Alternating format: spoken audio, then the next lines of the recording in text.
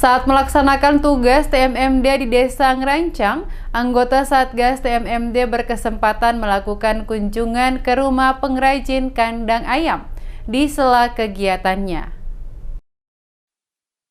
Saat melaksanakan tugas TMMD di Desa Ngerancang, anggota Satgas TMMD berkesempatan melakukan kunjungan ke rumah pengrajin kandang ayam di sela kegiatannya.